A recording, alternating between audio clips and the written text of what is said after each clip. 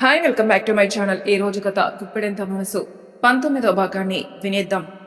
అంజు వెంటనే తేరుకుని అలాంటి వాడితో స్నేహమేంట్రా చుంచు మొహమాడా అంటూ కోపంగా కార్తీక్ దగ్గరికి వస్తుంది. ధర్మ వెంటనే అంజుకి అడ్డుగా వచ్చి ఆగంజు వాణ్ణి చెప్పని అంటాడు. అంజు ధర్మ అలా అడ్డుగా నిలబడడంతో తలదించేసి తలాడిస్తుంది. కార్తీక్ అంజు తల వంచడం చూసి నవ్వుతూ నవ్వుతూ వచ్చి ధర్మ చుట్టూ చెయ్యి వేసి ఏంటే సిగ్గా అంటాడు. అంజు ఒక చూపు చూస్తుంది కార్తీక్ వైపు. కార్తీక్ నవ్వడం ఆపేస్తాడు. ధర్మ కార్తీక్ చేతులను పట్టుకుని పక్కకు లాగి అరు వైపు చూస్తూ రేయ్ సరిగ్గా క్లారిటీతో చెప్పవా అంటాడు. అరు కూడా కార్తీక్ దగ్గరకొచ్చి కార్తీక్ అంటుంది. కార్తీక్ అరుంధతి వైపే చూస్తే అరు కార్తీక్ నువ్వు నిజం చెప్తున్నావా? వాడు నన్ను ఏమీ చేయలేదా చెప్పు కార్తీక్ అని కళ్ళల్లో ఒక మెరుపుతో చిన్న భయంతో ఒక రకమైన బాధతో అడుగుతుంది. కార్తీక్ అరుంధతి భుజం పట్టుకుని నా కళ్ళలోకి చూడు అంటాడు. అరుంధతి కార్తీక్ కళ్ళలోకి చూస్తుంది. కార్తీక్ దేవ్ నీతో తప్పుగా మాట్లాడేటప్పుడు కానీ తప్పుగా బిహేవ్ చేసేటప్పుడు కానీ వాడి కళ్ళలోకి చూసావా అని అంటాడు. అరు కార్తీక్ అంటుంది. కార్తీక్ చెప్పు అని అంటాడు. అరుంధతి ఆలోచిస్తూ లేదు కార్తీక్, నేను తలెత్తి చూస్తే తన ఫేస్ పక్కకి తిప్పడం కానీ ఏదైనా వర్క్ చేసుకోవడం కానీ చేస్తాడు. అయితే ఏంటి అంటుంది. ఏంటి అంటే వాడు అమ్మాయిలతో ఒక లిమిట్లోనే మాట్లాడతాడు. నిజం చెప్పాలంటే వాడి మనసులో ఒక అమ్మాయి ఉంది. తన్ని ప్రేమించడం కాదు ఆరాధిస్తున్నాడు నాకు తెలుసు అంటాడు కార్తీక్. వేరే అమ్మాయిని ప్రేమిస్తే నన్నేమీ చేయలేదంటావా అంటుంది అరుంధతి. కార్తీక్ అరు భుజాల్ని వదిలి అవును వాడు నిన్ను ఏమీ చేయలేదు అంటాడు. ఎలా చెప్పగలవు అంటాడు ధర్మ. నీ ఫ్రెండ్ అని గుడ్డిగా నమ్ముతున్నావా అంటుంది అంజు. వామ్మో ఆగండి ఆగండి ఇప్పుడే ప్రూవ్ చేస్తాను అని రామ్కి కాల్ చేస్తాడు కార్తీక్. రామ్ వెంటనే లిఫ్ట్ చేసి జనవరి 24th సీసీ ఫుటేజ్ కావాలని ఎందుకు మెసేజ్ చేశావు అని అంటాడు. అరుంధతి లెటర్ చదివినప్పుడే కార్తీక్కి డౌట్ వస్తుంది. అందుకే డౌట్ అడుగుతాడు. ఆ డేట్ అడుగుతాడు. అరు డేట్ చెప్పినప్పుడే రామ్కి మెసేజ్ చేస్తాడు. ఒరేయ్ ఆ ఫుటేజ్ కలెక్ట్ చేసుకున్నావా లేదా అంటాడు కార్తీక్. 10 minutes బ్యాక్ మెసేజ్ చేశావు అప్పుడే ఎలా తీసుకుంటాన్రా అంటాడు రామ్. రామ్ వెంటనే వెళ్ళి కలెక్ట్ చేసుకుని నాకు వాట్సాప్ చేయి అని కాస్త గట్టిగా చెప్తాడు కార్తీక్. రామ్ కూడా ఓకేరా ఓకే అంటూ కాల్ పెట్టేసి వీడికి ఏమొచ్చినా తట్టుకోలేం అని ఆపరేటర్ రూమ్కి వెళ్ళి ఆ డే ఫుటేజ్ కలెక్ట్ చేసుకుంటూ ఉంటాడు. కార్తీక్ జస్ట్ 10 minutes తెలుస్తుంది, అప్పటి వరకు ఒక ప్రేమ కవిత చెప్తాను వినండి అంటాడు. ధర్మ అంజు కార్తీక్ ఏమన్నా చిప్పు దొబ్బిందా అనుకుంటారు. అరుంధతి ఆలోచిస్తూ చెప్పు అంటుంది. కార్తీక్ హా అంటూ ఫోన్ ఓపెన్ చేసి ఇలా చదువుతాడు. నేనెవరో నీకు తెలియదు కానీ నువ్వే నా ప్రపంచమని నాకు తెలుసు అంటూ అరుంధతి కళ్ళలోకి చూస్తాడు. నీకు తెలియని నా ప్రేమ నాలో కలిగించే ఓ అందమైన అనుభూతి.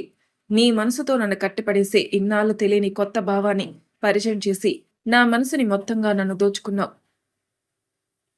ఏం ప్రేమ ఎంతటి వాడినైనా మాయ చేస్తుంది. త్వరగా నన్ను చేరి నా నీ చెయ్యి అందించు. మట్టిలో మమేకం అయ్యే వరకు మనం అనే పదాన్ని మరువను అని అరువైపే చూస్తూ ఉంటాడు. అంతా విని వాళ్ళు ఆలోచిస్తుంటారు. ఇది నేనే రాశాను అంటాడు కార్తీక్. ఒక అందమైన అమ్మాయి చెయ్యి అందుకోవడానికి ఒక ప్రేమికుడు పడే తపన. అలా ఒక పెయింటింగ్ వేసి నేను ఈ వర్డ్స్ రాశాను. అది దేవు చూసి నాకు ఆ కవిత సెండ్ చేయమన్నాడు. వాడు లవ్లో ఉన్నాడు కదా అని నేనేం అడగకుండా పంపాను. వాడు దాన్ని కాస్త చేంజెస్ చేసి అరుకి లెటర్లో రాసి పంపాడు అంటాడు. వాళ్ళంతా అలానే చూస్తుంటే కావాలంటే కంపేర్ చేసుకోండి అని ఫోన్ ఇస్తాడు. అరుంధతి వెంటనే ఫోన్ లాక్కొని చూస్తుంది. ధర్మ అంజు కూడా వస్తారు. వాళ్ళకి సింక్ అయినట్టు అనిపిస్తుంది. రామ్ ఫుటేజ్ వీడియోని కార్తిక్కి పంపుతాడు. కార్తిక్ ఫోన్కి వీడియో రావడంతో అరుంధతి కార్తిక్కి ఫోన్ ఇస్తుంది. కార్తిక్ వీడియో ఓపెన్ చేసి ఆ వీడియోలో పైన ఇండికేట్ అవుతున్న డేట్ని ఫస్ట్ చూపించి ఆ నెక్స్ట్ వీడియో చూడమని ఇస్తాడు. కార్తిక్ దేవ్ ఆ నైట్ అంతా ఏదో వర్క్ చేస్తూ బిజీగా ఉన్నట్టు కనిపిస్తుంది. అరుంధతి ఆ వీడియో చూశాక కార్తిక్ ఏం చేస్తున్నారు మీరు అంటుంది. ధర్మ అంజు కూడా అంతే క్వశ్చన్ మార్క్ ఫేస్తో చూడడంతో కార్తిక్ ఇలా చెప్తాడు. కార్తిక్ దేవ్ రామ్ కలిసే ఎంబీఏ చేస్తారు. కార్తిక్ దేవ్ పోటాపోటీగా ఉండేవారు కానీ మంచి ఫ్రెండ్సే. రామ్ కార్తిక్ ఆ నెక్స్ట్ ఓన్గా కంపెనీని బిల్డ్ చేద్దాం అనుకుంటారు. కానీ దేవ్ అప్పటికే చిన్న కంపెనీని స్టార్ట్ చేస్తాడు. అలాగే కార్తిక్ దగ్గరకు వచ్చి తన కంపెనీలో జాయిన్ అవ్వమని 50% షేర్స్ కూడా ఇస్తాను అంటాడు. కార్తిక్ జాబ్ ఇస్తున్నావు కదరా, షేర్స్ ఏమి వద్దు, జాబ్లో జాయిన్ అవుతాను, నాతో పాటు రామ్ గాడు కూడా ఉంటాడు. రామ్ మనసులో దేవ్ కంపెనీకి కార్తిక్ ఎక్కడ పోటీ ఇస్తాడు అని ఇలా చేశాడేమో అనుకుంటాడు. అందుకే దేవ్ రామ్కి నచ్చడు. దేవ్ నవ్వుతూ థ్యాంక్స్ రా. నాకు నీ సపోర్ట్ ఇప్పుడు చాలా అవసరం అంటూ హగ్ చేసుకుని వెళ్ళిపోతాడు. ఆ తర్వాత కార్తీక్, రామ్ జాబ్‌లో జాయిన్ అవుతారు. అలా 2 ఇయర్స్ అయిపోతుంది.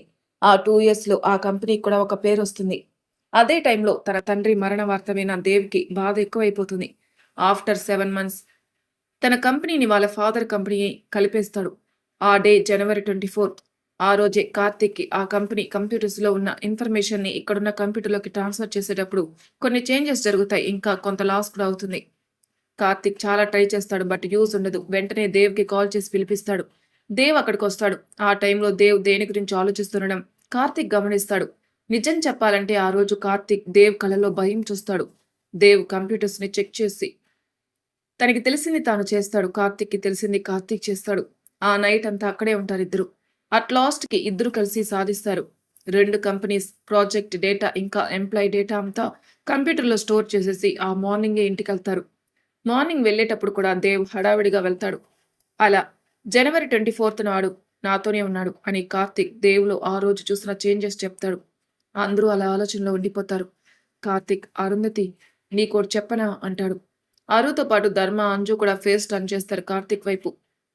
ఒకవేళ నువ్వు దేవ్ ఇలా నన్ను ఇబ్బంది పెడుతున్నాడని నాకు చెప్పినా నేను నమ్మేవాడిని కాదు. నేనే స్వయంగా వాడి మాటలు విన్నాను కాబట్టే నమ్మాను. దీన్ని బట్టి అర్థం అవ్వాలి వాడు ఏంటి అనేది నీకు అన్నాడు. వాడు మంచోడు అరుంధతి. కానీ ఇలా చేశాడంటే డెఫినెట్‌గా నిన్ను సేవ్ చేయడానికి మాత్రమే అవుతుంది అంటాడు. అరుంధతి వాట్? నన్ను సేవ్ చేయడానికి నాతో అలా ప్రవర్తించడం ఏంటి కార్తీక్ అంటుంది. నాకనిపించింది చెప్పాను కానీ అరుంధతి నువ్వింకేం ఆలోచించకు. ఈ 1 వీక్ ఇక్కడ మాగాతో ఎంజాయ్ చెయి. నేను 2 డేస్ తర్వాత అమెరికా వెళ్తాను. అప్పుడు నేను చూసుకుంటాను అంటాడు. నా కోసం నువ్వు అమెరికా ఎందుకు వెళ్ళటం? నా ప్రాబ్లమ్ నేనే సాల్వ్ చేసుకుంటాను అంటుంది అరుంధతి. అంజు అరు నెత్తిపై ఒకటిచ్చి వాడు కార్తీక్ దేవ్ గురించి చెప్తూ దేవ్‌తో కలిసి వర్క్ చేస్తున్నానని చెప్పాడుగా ఫ్లాష్ బ్యాక్‌లో బుర్ర ఎవరికిచ్చావు అంటుంది. ఓహ్! అంటే నువ్వు ఆ కంపెనీలో వర్క్ చేస్తున్నావా? అంటుంది అరుంధతి. కార్తీక్ చిన్న స్మైల్ ఇస్తే ధర్మ ఆ కంపెనీ సీఈఓరా అంటాడు. అరు అవునా? అంటూ ఫ్లాష్ బ్యాక్‌లోకి వెళ్తుంది. అరుంధతి ఎప్పుడు వాళ్ళ కంపెనీ బి బ్లాక్ నుంచి బయటికి ఇతర బ్లాక్స్‌కి వెళ్ళదు. ఎవరితోనూ మాట్లాడదు కూడా. ఆ టైంలో అరు పక్కన ఉన్న గర్ల్స్ ఎంప్లాయీస్ ఇద్దరు మన సీఈఓ ఏముంటాడే అనుకుంటారు. ఆ మాటలు విన్న అరు చెవులు వాళ్ళ మాటలకి అప్పగిస్తుంది. వాళ్ళేమో చాలా షార్ప్ మైండ్ అంత యాక్టివ్‌గా ఎలా ఉంటాడే? ఏ అమ్మాయి వైపు కూడా కూడా చూడడంట అనుకుంటారు. అరుంధతి మనసులో అలాంటి వాళ్ళు ఉంటారా? ఈ దేవ్ కంపెనీలో అస్సలు వీళ్ళ మాటలు తప్ప అనుకుని తన వర్క్‌లో పడుతుంది. ఇప్పుడు ఫ్లాష్ బ్యాక్ నుంచి బయటకొచ్చి, "నువ్వు ఆ కంపెనీ సీఈఓనా? చాలా ఉందయ్యా కార్తీకు నీకు" అంటుంది. కార్తీక్ నవ్వుతూ, "అరు దండం పెడతానే, ఆ కార్తీకు అనకు ప్లీజ్" అంటాడు. అరుంధతి నవ్వుతూ కార్తీక్‌ని ఏడిపించడానికి కార్తీకు, కార్తీకు అని అంటూనే ఉంటుంది. అంజు కావాలని నేను వెళ్లి వాటర్ తెస్తానంటూ కిందికి వస్తుంటే, ధర్మ నేను కూడా తోడొస్తానంటూ వాళ్ళకి కాస్త ప్రైవసీ ఇచ్చి కిందికొచ్చేస్తాడు. కార్తీక్ వాళ్ళు వెళ్లడంతో నవ్వుతున్న అరు చేయి పట్టుకుని తన మీదకి లాక్కుంటాడు. అప్పుడు పాప లోకంలోకొచ్చి బాబుకి ఐ లాక్. కార్తీక్ అరు వైపు అలానే చూస్తూ కళ్ళతోనే నవ్వేస్తుండడంతో అరు తేరుకొని కార్తీక్ నువ్వు పక్కనుంటే ఏమీ గుర్తుకు రాగు నాకంటుంది. నిజమా అంటాడు. అరుంధతి ఏం మాట్లాడకుండా వెంటనే కార్తీక్‌కి దూరం జరిగి అటువైపుకి తిరిగి మాట్లాడకుండా నించుంటుంది. ఏమైంది అరుంధతి అంటాడు. ఏం లేదు కార్తీక్ అని టాపిక్ డైవర్ట్ చేయడానికి అసలు దేవి ఎందుకిలా చేశాడు అంటుంది.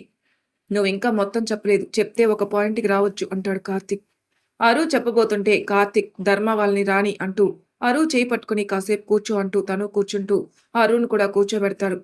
ఇద్దరు ఆ నల్లని చీకట్లో తెల్లటి నక్షత్రాల మధ్యలో చల్లని గాలిని ఆస్వాదిస్తూ ఒకరి సమక్షంలో ఒకరున్నందుకు ఆనందపడుతూ ఉంటారు. అంజు వెనుక ధర్మ వెళ్తాడు. అంజు డైరెక్ట్‌గా వంటగదికి వెళ్లి వాటర్‌ని ఒక గిన్నెలోకి తీసుకుని ఒక గ్లాస్ తీసుకుని వెనక్కి తిరుగుతుంది. అలా వెనక్కి తిరగగానే ధర్మ అంజు ముందుంటాడు.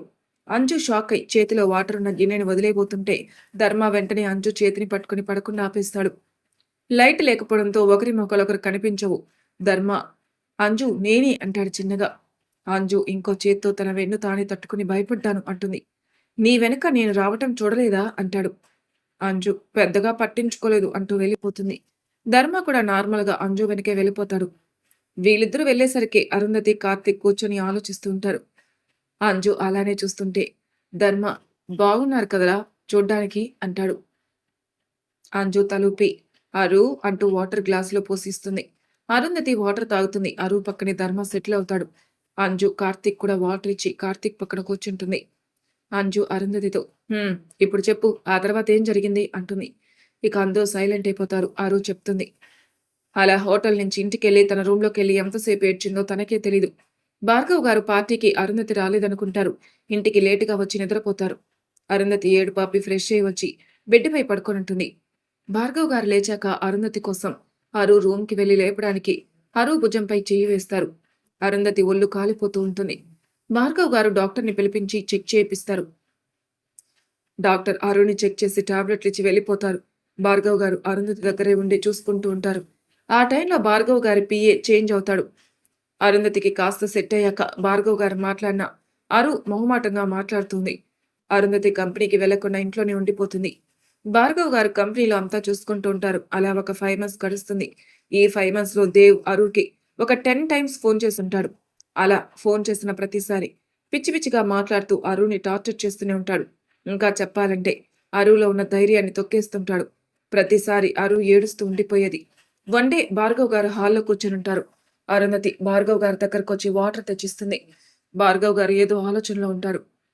ఏమైంది నాన్న అనడంతో భార్గవ్ గారు అరు మన కంపెనీ వేరే వాళ్ళ చేతిలోకి వెళ్ళిపోయింది అంటారు. వాట్ అదెలా అంటుంది అరు. అదే అర్థం కావట్లేదు అంటారు భార్గవ్ గారు. నేను చెప్పనా అర్థమయ్యేలా అనే వాయిస్ వినిపించడంతో గుమ్మం వైపు చూస్తారు ఇద్దరు. దేవ్ లోపలికొచ్చి సోఫాలో కూర్చొని నా పేరు దేవ్, నేను మీకు అస్సలు తెలీదు అంటాడు. ఎవరు నువ్వు, నీకేం తెలుసో అని చెప్తావు అంటారు భార్గవ్ గారు. నాకు తెలుసు సార్, ఎందుకంటే నేనే మీ పిఏతో ఆ పేపర్స్ పై మీ సైన్ చేసేలా చేశాను అంటూ 2 క్లాప్స్ చేస్తాడు. ఒక ముగ్గురు మనుషులొచ్చి ఒకరు అరుని ఇంకో ఇద్దరు భార్గవ్ గారిని పట్టుకుంటారు. ఏంటిది అంతా అని అంటారు భార్గవ్ గారు. మీ కంపెనీ నా చేతుల్లో ఉంది, ఇప్పుడు మీరు కూడా నా చేతుల్లోనే ఉండాలి అంటూ నవ్వుతూ ఆ మనుషులకి సైగ చేయడంతో భార్గవ్ గారిని తీసుకుని వెళ్ళిపోతారు. అరుంధతి అతని చేతుల్లో నుంచి గింజుకుంటూ ఉంటూ నాన్న నాన్న అంటూ అరుస్తుంది. ఆ ఇద్దరు వ్యక్తులు భార్గవ్ గారిని కారులో కూర్చోబెట్టి నోటికి ప్లాస్టర్ వేస్తారు. దేవ్ అరుంధతి దగ్గరకొచ్చి అరుంధతిని పట్టుకున్న వ్యక్తిని బయటికి పో అంటాడు. అరు దేవ్ వైపు అలానే చూస్తుంటే ఏంటి స్వీటీ గుర్తుకులేనా అంటూ అరు హెయిర్ ని ఊదుతాడు. అరు హెయిర్ అలా ఊదటంతో వెంటనే ఫేస్ పక్కకు తిప్పుతుంది. కానీ స్వీటీ అనడంతో వెంటనే దేవ్ వైపు ఫేస్ తిప్పి అంటే నువ్వు నువ్వు అని దేవ్ వైపు చేయి చూపిస్తుంటే దేవ్ వెనక్కి ఫేస్ తిప్పి అలా నడుస్తూ ముందుకు వెళ్తూ నవ్వుతూ నేనే స్వీటీ అంటాడు. అరుంధతి వెంటనే దేవ్ దగ్గరికెళ్లి కాలర్ పట్టుకుని కొడుతుంది. నేను నిన్ను ఏం చేశాను, నా జీవితం ఎందుకు నాశనం చేశావు అంటూ కొడుతుంటే దేవ్ ఆపి కూల్ స్వీటీ అంటూ కొట్టి అరుంధతి చేతుల్ని పట్టుకుని ఇవి కందిపోతాయి అంటాడు. అరుంధతి దేవ్ దగ్గర నుంచి చేతులు విదిలించుకోండి. దేవ్ అరు చుట్టూ తిరుగుతూ చూడు అరుంధతి, నోరు మూసుకొని నేను చెప్పినట్టు విను అంటాడు. అరు ఒక్క చూపు చూస్తుంది. దేవ్ అరుని చూసి తన ఫేస్ ని ఇంకో పక్కకు తిప్పి మీ నాన్న నా దగ్గరున్నాడు, మీ కంపెనీ డేటా అంతా నీకు తెలుసు, సో నువ్వు నా చెప్పు చేతుల్లోనే ఉండాలి, ఉంటావు కూడా అంటాడు. అరు అలానే దేవ్ వైపే చూస్తుంటే మీ నాన్నని చంపడం అంత పెద్ద పని కాదు, కానీ నాకిష్టం లేదు ఆ పాపం చేయటం, ఎందుకంటే నువ్వు మీ నాన్న చనిపోతే నా మాట వినవు కదా అంటూ అరు వైపు తిరిగి అయ్యో స్వీటీ, మీ నాన్నని చంపినా నువ్వు నా మాట వింటావు, ఎందుకంటే మీ అమ్మ ప్రాణం నా చేతుల్లో ఉంది కాబట్టి. ఆ మాట విన్న అరుంధతి వెంటనే ఏడుస్తూ ప్లీజ్ మా అమ్మని నాన్నని ఏమీ చేయకు, నువ్వు ఏం చేయమన్నా నేను చేస్తాను అని తలదించుకుంటుంది.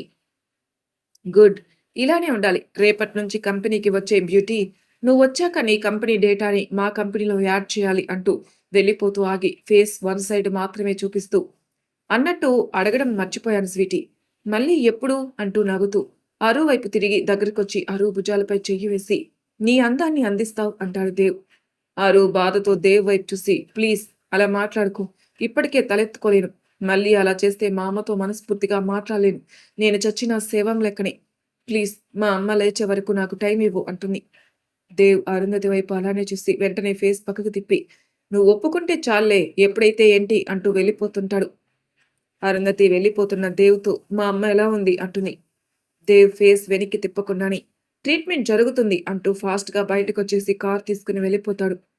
అరుంధతి అక్కడే కూర్చుండిపోయి తన జీవితం శూన్యం అయిపోయిందని బాధపడుతూ అసలు అమ్మ నాన్నకి ఎందుకు ఇలా జరిగింది, వాడెవడు ఇలా నా జీవితంతో ఆడుకుంటున్నాడు అనుకుంటూ బాధపడుతుంది. ఆ తర్వాత నుంచి తప్పక దేవ్ ఆఫీస్కి వెళ్ళేది. దేవ్ అరుంధతి ఉన్న బ్లాక్కి వచ్చిన ప్రతిసారి అరుని మాటలతో బాధ పెట్టేవాడు. ఇలా గడుస్తున్న అరు జీవితంలో అంజు పెళ్లి అనే ఫోన్ రావడంతో దేవ్ని అడిగి ఇక్కడికి వస్తుంది. అరు అంతా చెప్పి ఇదే నా జీవితం, ఒంటరి జీవితం, చెదిరిన కుటుంబం అంటూ గుండె పగిలేలా ఏడ్చేస్తుంది. వాళ్ళ అమ్మా నాన్న గుర్తుకు రావడం అండ్ దేవ్ టార్చర్ గుర్తుకు రావడంతో కార్తీక్కి దేవ్ని చంపేయాలన్నంత కోపం వస్తుంది. కానీ దేవ్ ఇలా చేశాడంటే ఏదో రీజన్ ఉండే ఉంటుందనుకుంటున్నాడు. ధర్మ అరు చుట్టూ చెయ్యి వేసి ఎదకి హత్తుకుని ఏడవకరు, నాకు ఏడుపు వచ్చేస్తుందిరా, నిన్ను ఏడిపించిన వాడిని ఊరికి వదలను అంటాడు కోపంగా. అరు ఏడుస్తూనే అమ్మని చూడాలని ఉందన్నయ్య, దగ్గరగా 6 ఏళ్లు తనని చూడకుండా బ్రతికేశాను, చాలా బెంగగా ఉంది, తనెలా ఉందో అని భయంగా కూడా ఉందన్నయ్య అంటూ ధర్మ షర్టును పట్టుకుని ఏడుస్తుంది. ధర్మ కూడా అంజనా గారు గుర్తుకు రావడంతో కంటి తడి పెట్టేస్తాడు. అంజు అరు ధర్మాలని అలా చూడలేకపోతుంది. కార్తీక్ కూడా బాధేస్తుంది. అంజు కార్తీక్ వైపు చూసేసరికి కార్తీక్ కూడా బాధగా ఉంటాడు. అంజు మనసులో దేవుడా, ఆ దేవుగాడు ఎవడో గాని మా అన్నయ్య చేతిలో గాని మా ఆయన చేతిలో గాని ఫుల్గా ఉంటుంది వాడికి. అది నీకు తెలుసు, నాకు తెలుసు. కానీ వీళ్ళు మూడు మార్చడం నీకే తెలుసు. ఇప్పుడు ఏం చేయాలి? సంతాప సభలా ఉందే అనుకుని ఆలోచిస్తూ ఏదో ఐడియా తరడంతో వెంటనే లేచి 2 అడుగులు వేసి కళ్ళు తిరిగి పడిపోతుంది. అంజు పడడం చూసిన కార్తీక్ వెంటనే నీస్ పై కూర్చుని ముందుకు జరిగి అంజుని కింద పడకుండా పట్టుకుంటాడు. అంజు మనసులో పట్టుకున్నందుకు థ్యాంక్స్ రా, లేకుంటే నడుము విరిగేది అనుకుని సైలెంట్ గా కళ్ళు మూసుకొని ఉంటుంది. యాక్షన్ లేండి. ధర్మ ఆరు అంజు పడిపోవడం చూసి దూరం జరిగి ఏడవడం ఆపి షాక్ గా అంజు అంటూ దగ్గరకొస్తారు. కార్తీక్ అంజు లేరా లేరా అంటూ కంగారుగా పిలుస్తుంటాడు. అంజు మనసులో అన్నయ్య నేనంటే ఎంత ప్రేమరా, మా ఆయనకు కూడా అంత ప్రేమ లేదే, నా కర్మకి అనుకుంటుంది. ధర్మ కార్తీక్తో హాస్పిటల్కి వెళ్దామా అంటాడు. అంజు ధర్మ మాటలకి నాది యాక్టింగ్ అని తెలిస్తే కార్తీక్ గాడు మామూలుగా కొట్టడు. దేవుడా ప్లీజ్, నేను అనుకున్న విధంగా ప్లాన్ ఎగ్జిక్యూట్ అవ్వాలని మనసులో ఓ 100 దండాలు పెట్టేసుకుంటుంది. అన్నయ్య కంగారు పడకు అంటూ గ్లాస్లో ఉన్న వాటర్ని అంజుపై చల్లుతుంది అరు. అంజు మనసులో నువ్వు మా బంగారానివే అరు అనుకుంటూనే యాక్టింగ్ స్టార్ట్ అనుకుని నెమ్మదిగా కళ్ళు తెరుస్తూ తల పట్టుకుని కార్తీక్ చేతిలో నుంచి లేచి కూర్చొని చుట్టూ చూస్తుంది.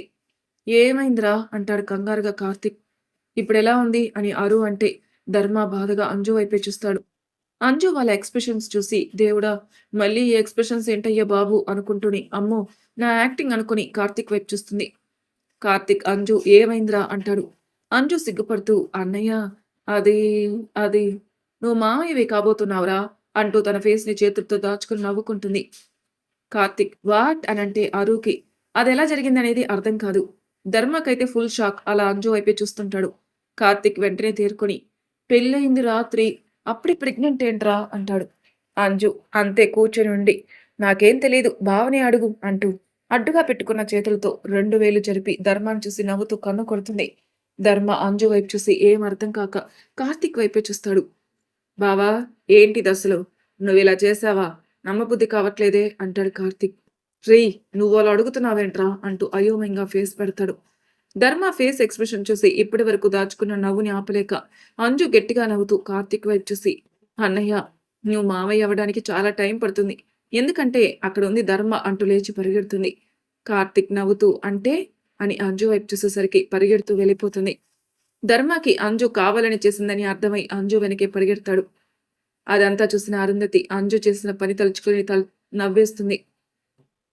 కార్తీక్ కూడా అంజు చెప్పిన విధానానికి నవ్వుతూ ఫేస్ పక్కకి తిప్పితే అరు కూడా నవ్వుతూ అంజు క్రేజీ కదా అంటుంది. కార్తీక్ నవ్వుతున్న అరుంధతిని చూస్తూ తల ఊపుతాడు. వీళ్ళ మాటలతోనే ఆ రోజు తెల్లారిపోతుంది. ధర్మ అంజు వెనక వెళ్లి చెవు పట్టుకుని పైకి తీసుకొస్తాడు. అంజు బావా వదులు వదులు అంటూ గింజుకుంటూ ఉంటుంది. కార్తీక్ అరు వాళ్ళిద్దరిని చూసి నవ్వుతూ ఉంటారు. ధర్మ అంజుని వదిలి అందరికీ పెద్ద షాక్ ఇచ్చావు కదే అంటాడు. అంజు నవ్వుతూ మరి మీరంతా జరిగిపోయిన దాన్ని తలుచుకుని బాధపడడం నాకు నచ్చలేదు అంటుంది. కార్తీక్ ధర్మ అరు అది నిజమేనే అనుకుంటారు. కింద నుంచి పద్మగారు అమ్మ అంజలి అంటూ పిలుస్తున్నారు.